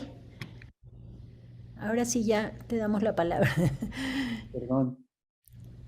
No, no, bueno, eh, pues sí, sí, ahora sí que queda un, un tiempo para una última palabra. Hay muchas escritas acá, pero obviamente tienen que ver con el contexto en el que se estaba comentando. Eh, Ya está Esmeralda, perdón. no, Esther Ah, Muñoz. A ver, no, es que creo que cuéntame, Esmeralda Esther. tenía... Ah, Esmeralda también. ¿Dónde anda? Hola, lo que pasa es que me estaba sacando mi internet, Ah, pero bueno, puedo esperar. no, no, adelante, Esmeralda. Ok, gracias. Bueno, ¿sí me escuchan bien? Sí. Gracias. Yo tenía dos preguntas nada más. Primero que nada, pues también felicitarte porque fue muy interesante todo. Y el primer punto que quería comentar es que me gustó mucho el planteamiento que mostraste hacia este giro hacia lo siniestro, porque justamente en la sesión del seminario pasado se comentó algo al respecto y yo comentaba en el chat que hay un autor que no sé si lo has leído, que se llama François Jost, que tiene un libro que se llama Los Nuevos Malos, en donde justamente hace un análisis de tres series, una es Breaking Bad, otra es Dexter y la otra es Deadwood, y él propone esta nueva categoría de los, así les dice, los nuevos malos, bueno, así lo traducen, y él aclara justamente que ha sido erróneo llamarles a este tipo de personajes antihéroes, ¿no? Y ahí explica por qué. Y dice que estos nuevos malos, pues serían los malos en posición de héroe, pues en el lugar del héroe. Y pues nada más eso me pareció interesante la puntualización, porque yo lo sigo escuchando muchísimo como antihéroe y que creo que es natural que estén emergiendo estas nuevas categorías, pues para nombrar lo que está emergiendo a sí mismo en las series, ¿no? Que pasa lo mismo, pasa algo similar con los personajes femeninos de la tercera edad dorada de la televisión, que también ya son personajes distintos, con arcos narrativos distintos, etcétera. Y la segunda cosa es, esta sí es una pregunta, sé que dijiste que no habría tiempo para el análisis de la imagen o del audiovisual, pero quería ver si me podías adelantar porque yo también estoy sufriendo mucho ahorita con eso. Si tienes algún punto de partida teórico y o metodológico para hacer estos análisis como para adelantarme algo. Sí, pues mira, son muchas cosas. Respecto a lo del antihéroe, yo coincido contigo y no conozco al autor, si me lo pasas por chat, sería chido porque no entendí bien el nombre. Ah, ok, gracias. Sí, yo coincido también con él, ¿no? Yo para mí, de hecho, siempre se da como esta idea del antihéroe, y la verdad es que no es cierto, no son antihéroes, ¿no? El antihéroe tiene una caracterización muy específica, ¿no? Y es aquel eh, que sí se sacrifican y sí antepone el bienestar común por encima del propio, pero su manera de hacerlo no es éticamente o no está dentro de las normas sociales, ¿no? Porque sabemos que todos los héroes colisionan con las normas sociales porque representan un orden superior, ¿no? El antihéroe simplemente viola todas las normas, pero casi siempre mantiene esta idea del bien común, ¿no? Del bien común, y yo coincido con eso, ¿no? De hecho, una de las, este, fíjate que a mí lo que más me ha costado dentro de esta investigación, o sea, que llevo mucho tiempo trabajando con ese tema, ¿no? De hecho, hasta le iba a comentar a Sergio, no esté por ahí, Sergio, digo, yo creo que Sergio ya me ha de odiar porque llevamos tanto tiempo con esto, y entonces es como, ya nos hemos encontrado en varios congresos y cosas así, y digo, pobre Sergio, otra vez me va a escuchar. La cuestión es que yo también no encuentro todavía, yo no quiero seguir con el concepto de destinación siniestra. Estoy buscando un nuevo nombre, pero nada más no lo encuentro. No lo encuentro cómo ponerle, y porque yo sí creo que hay que recaracterizar a estos personajes de los villanos. Por eso digo villanos, porque los englobo, pero en realidad a mí sí me gustaría ponerles otro nombre, porque creo que sí es algo diferente. Lo que no encuentro cómo ponerlo, ¿no? por ahí. O sea, que completamente de acuerdo con el autor y con lo que dices, ¿no? Y por otro lado, en cuanto a la narrativa visual, pues es como... yo te sugeriría, francamente, que te fueras a los manuales no manuales, a los libros de narrativa visual, que son los que, donde mejor se puede entender. Por ejemplo, en color, te puedo recomendar a una chica que se llama Patti Valentoni, que a mí me gusta mucho, porque ella empieza, no está hablando desde Kandinsky, no habla del color desde... No, o sea, ella dice, yo estudio audiovisuales y lo que he encontrado, estos usos del color, por ejemplo, cuando habla del verde me fascina, porque lo empieza a relacionar con Hitchcock y con Vertigo, es muy buena hablando del color verde, y es como lo que yo he encontrado en el audiovisual, como ha sido en la pintura, ha sido tal vez diferente, pero lo que he encontrado en el audiovisual, cómo estas triadas de colores, cómo funcionan, ella es muy buena, Patti Valentoni. Eh, Después, o bueno, al menos a mí me ha gustado mucho y me ha sacado de muchísimos problemas. Yo creo que el primero que empezó a teorizar sobre audiovisual y narrativa, pues fue Eisenstein, y de todos sus alumnos de Einstein, hay algunos muy buenos, muy buenos. Entre ellos, yo te recomendaría, y a mí quien me ha ayudado muchísimo, muchísimo para comprender narrativa audiovisual y para comprender el valor de una línea, de una diagonal, de un tono oscuro, de un tono más claro, es Bruce Bloch. Bruce Bloch es muy bueno y es muy sencillo. Es muy sencillo para entenderlo. Después de Bruce Bloch hay un montón de manuales de narrativa audiovisual, pero a mí la combinación entre Einstein y Bruce Bloch me ha gustado mucho, muchísimo, porque Bruce Bloch es alumno de Einstein, o fue alumno de Einstein. Entonces, la cuestión es que él sí cuenta muy bien cómo construir visualmente una obra. Bruce Bloch es para producción, ¿no? No es análisis. Él cuenta para hacer obras audiovisuales, pero cuando ves cómo se produce, lo entiendes mejor desde el análisis, creo yo. Yo te podría recomendar esos autores que me parece que son muy, muy buenos. Creo que sí es cierto que una de las innovaciones que se dan en las series audiovisuales que tienen que ver ya con la pantalla chica, justamente son estos acercamientos en primer plano de algo cotidiano, ¿no? Es decir, la regadera, o sea, desde Hitchcock, que lo vimos también en su momento, como de pronto la mancha amarilla o como de pronto la mosca en el capítulo de ¿cuál era? Justo de Breaking Bad, es decir, son acercamientos que de pronto invaden el espacio del espectador y que en realidad están planteando una narrativa distinta, ¿no? Es decir, hay una especie de desfasamiento de esa línea central y pienso que tiene mucho que ver con las nuevas estrategias visuales, ¿no? Esta perspectiva a mí me llama la atención y me atrae como espectador y estoy esperando justo que empiece a derivarse la historia principal en estas grietas que te están justo planteando otras realidades, ¿no? Sí. Bueno, Esther, por favor. Buenas tardes. Si existiera una relación entre los videojuegos y los tiroteos en las escuelas en Estados Unidos, ¿cómo crees tú que, si existiera esa relación, que se podría desmantelar esta industria de la estética del horror que me imagino tendrá su impronta en las sociedades actuales? Y en base a esto quisiera preguntarte, aunque sé que es una pregunta muy larga, quizás muy compleja, ¿cuáles serían los antecedentes de estos nuevos malos? Gracias. De estos nuevos malos. Híjole, pues mira, fíjate que esta investigación sobre la destinación siniestra y sobre las figuras del mal, bueno, no sé si contar, es algo personal, pero no sé, bueno, yo en realidad cuando fui a estudiar a España, yo tenía un proyecto para cine y dictaduras, porque creía y sigo creyendo, y de hecho es una hipótesis que me gustaría desarrollar en algún momento dado de mi vida, que el cine de dictaduras esencialmente puede ser un género surgido en el cine en español, porque nadie produce tanto cine sobre dictaduras como en América Latina y en España. a lo mejor porque los demás países no tienen tantas dictaduras, ¿no? Pero es un tema ahí que a mí me interesaba plantearlo como un género o un subgénero, lo que tú quieras, ¿no? Y esa era mi investigación, ¿no? Hasta que pasó un suceso en mi vida un poco traumático, choqueante, y entonces yo abandoné mi tesis y de pronto me dije, es que yo quiero comprender el fenómeno del mal, ¿no?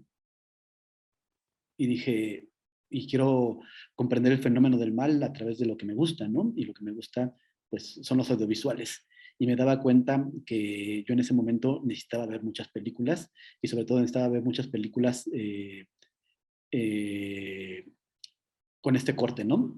Por ejemplo, Martin Scorsese, me aventé Six Feet Under varias veces y me ayudó muchísimo, ¿no? A comprender ciertas energías que estaban en mi cuerpo, ciertas cosas que tenía que sacar, ¿no? Lo que hablaba la doctora Silvia, esa catarsis, ¿no? Yo la encontré en estas obras, entonces yo dije, pues quiero estudiarlas, ¿no? Quiero estudiarlas. Y entonces las estudié y como que siempre llego a la misma, siempre llego a ese laberinto sin salida, ¿no? Como, y entonces no deberíamos de producir cine postclásico porque entonces eso hace que las personas nos volvamos locas, ¿no? Como los videojuegos, ¿no? Si vemos videojuegos nos vamos a volver locos. Yo creo que no. Yo creo que depende de un proceso de reelaboración, de saturación simbólica, digámoslo así, de sublimación, es la palabra, ¿no? De sublimación. ¿Cómo sublimas tú tus emociones? ¿Cómo sublimas tú esas huellas que te deja la vida, ¿no? Yo no creo que haya necesariamente una relación directa entre la producción audiovisual, sean videojuegos y películas, y los asesinatos y tiroteos. No creo que haya una relación directa que si ves esto va a pasar esto, no lo creo. Lo que sí creo es que vivimos un momento emocional muy duro, ¿no? De violencia, aunque por ahí alguien diga que vivimos en los momentos de menos violencia de la humanidad, ¿no? No sé si sepan, pero estadísticamente, muchos psicólogos han comprobado que estadísticamente hay menos muertes en el mundo por homicidios o por muerte violenta que hace 100 años. Y tú dices, entonces, ¿por qué nos sentimos tan abrumados? Pues porque nuestra realidad es un proceso de construcción discursiva, ¿no? Y ya estamos construyendo nuestra realidad ahí. Yo lo veía, retomando lo del cine de las dictaduras, yo tenía muchas ganas de, o sea, es por ejemplo, ¿no? Yo creo que me aventé como unas 150 películas sobre dictaduras, ¿no? Y veía cuál era la diferencia entre unas y otras. Y por ejemplo, no sé si han visto El secreto de sus ojos, de Juan José Campanella. Una película bellísima, ¿no? Bellísima. Que tú sales de la sala de cine y piensas, qué horrible fue la dictadura militar en Argentina, pero te dan ganas de seguir adelante en la vida. Dices, pero pasó esto y esto y hay que seguir construyendo y sales con una energía, no quiero hablar de positividad ni de esas cosas, pero sales sanado de la sala, ¿no? Y piensas, ves otra estrategia narrativa. A mí me gusta mucho esta película, El Clan, de Pablo Trapero, que es una película sobre un secuestrador profesional durante la dictadura militar, y es que sales así, ¿no? Sales así, sales temblando.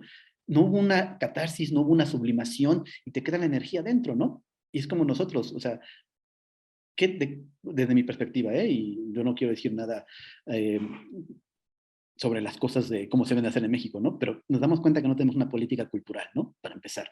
Y en segundo lugar, que nuestras películas que producimos sobre nuestro momento, sobre nuestra actualidad, sobre el narco, sobre los desaparecidos, sobre, vas a ver la civil, vas a ver todo lo que tú quieras, hay muy poca construcción artística, muy poca construcción simbólica, ¿no? Tú sales y dices, parece que vi un relato periodístico de los que nos abordan, nos bombardean y están ahí, pero yo no veo la propuesta artística del director, ni de la directora, ni los directores, ¿no? Es la locura por la locura, o sea, cómo tú elaboraste esa violencia, cómo la reconstruiste, cómo la asimilaste y finalmente cómo sanaste, ¿no? Y yo lo que me doy cuenta es que estamos en un momento de no sanación y que no queremos sanar, ¿no? Y que queremos más y más y más y más, ¿no? Porque yo llego a un momento en el que dije, ya no quiero ver películas sobre narcos ni sobre desaparecidos. La verdad es que ya no quiero. Y no es porque son muy buenas muchas técnicamente, su calidad, pero yo no veo una propuesta artística, ¿no? ¿Qué es el arte? Cualquier cosa que nos ayude, digámoslo así, un autor sana, digámoslo así, que sutura sus heridas a partir de los textos que escribe, de los textos que produce, de las obras artísticas que produce. La sana, ¿no? Yo no veo ese proceso de sanamiento. Porque ese es el arte, ¿no? Al final de cuentas, si tú revisas la historia del arte, pues casi siempre hay ese proceso de sublimación, ¿no? Dices, ¿por qué Giotto pintaba eso, no? ¿Por qué Carballo pintaba eso? ¿Por qué Goya pintaba, hacía las pinturas negras? Un proceso de sanación, ¿no? Y que sanaba a sus coetáneos. Yo no lo veo. Yo no lo veo en la actualidad, ¿no? Por eso el regreso de lo trágico no lo creo. Y hablando de los videojuegos, yo tampoco lo creo, ¿no? Que ni hagan una cosa ni otra. Simplemente son mecanismos de descarga, de pulsión, y habría que estudiarlo muchísimo, ¿no? ¿No? Muchísimo, muchísimo. Y ya para finalizar, tu pregunta, ¿dónde surgen estos nuevos malos? Yo sí veo un momento clave en la historia de nuestra civilización. Y ese momento clave es el siguiente, ¿no? Pensemos, o bueno, yo pienso algo, ¿no? Toda nuestra vida, toda nuestra civilización, siempre nos habíamos ordenado a través de un sistema mitológico, ¿no? Todo lo aprendíamos y todo lo explicábamos a través de la mitología, ¿no? Porque el cristianismo es una mitología, ¿no? Nuestros textos sagrados son mitologías. Todo lo explicamos a través de la mitología. Y resulta que con varios procesos históricos, pues empezamos, Dios murió, ¿no? Nos dijo Nietzsche, y ya no creímos en nuestros dioses, ni en Dios, ni en nada, y creímos que la ciencia, porque esa es la realidad, creímos que la ciencia nos iba a dar todas las respuestas. Y como Goya supo ver desde su profunda neurosis, los sueños de la razón producen monstruos. Y el primer monstruo, heredero e hijo de piénsalo, ¿no? Cambiamos nuestro sistema simbólico, mitológico, por un sistema práctico. Solo creo en lo que veo, ¿no? La ciencia, que la ciencia nos da un chingo de cosas, ¿no? Pero solo creo en eso, en lo que puedo ver, no creo en nada más. Y entonces surge el primer, para mí, gran nuevo malo moderno, que es el Marqués de Sade. Desde ahí, ¿no? Yo creo que desde ahí nuestra civilización hizo crack, se rompió, ¿no? Y ahí empiezan los textos, ¿no? Los textos de nuestra contemporaneidad, nuestros textos modernos, posmodernos, posclásicos, como lo puedes llamar, empiezan ahí por esta fractura, por este cambio de manera de entender el mundo, ¿no? Es evidente que algo nos falta, ¿no? Lo decía Camus, ¿no? En el mito de Sísifo. Es que si Dios no existe, hay que dudar si vale la pena vivir en esta vida, ¿no? Lo decía Camus, y Camus es un ateo poderoso, ¿no? Y de su más profunda amargura lo ponía así, ¿no? Es que si Dios no existe, hay que preguntarnos si vale la pena vivir. Ahí empezamos a rompernos. Yo también soy como entre ateo, agnóstico, no sé, alguna cosa rara, pero sí creo en el poder que nosotros tenemos de construir cosas, ¿no? Yo sí creo en que nosotros podemos construir un mundo, ¿no? Nuestra gran capacidad creativa, ¿no? De inventar mundos es lo que nos mantiene, ¿no? Y lo que acabamos de vivir en la pandemia, ¿no? ¿A poco en la pandemia ustedes fueron, estoy encerrado, me siento deprimido, triste, me voy a poner a leer el periódico, ¿no? Pues no. Nos pusimos a ver audiovisuales, porque queríamos ver nuestro mundo y queríamos entenderlo, lo que nos estaba pasando, ¿no? Yo creo que es lo que nos hace falta, ¿no? Y es ahí donde el arte tendría que emerger, ¿no? No quiero decir que el arte tenga una función en la vida, pero sí creo que el arte nos salva, ¿no? Nos construye. Bueno, pues muchas gracias. No sé si... Muchas gracias. Sí, bueno, pues son lecciones de vida, por supuesto, y para conocernos un poco más cómo funcionamos en estas sociedades, vemos las series también que nos revelan actitudes de otros que nos confrontan a nosotros mismos, ¿no? Y en ese sentido, pues sí, es muy revelador toda tu exposición y bueno, por supuesto, los comentarios de todos los asistentes, a quien agradezco también su presencia. Bien, ahora sí que damos cierre a esta sesión y por supuesto esta es la última del semestre. Volveremos ya, como diría Bugs Bunny, con más emociones. El siguiente semestre, que bueno, pues nuestra primera sesión sería el último viernes del mes de agosto. No sé, Sergio, si quieres comentar algo. Pues, ¿qué tal?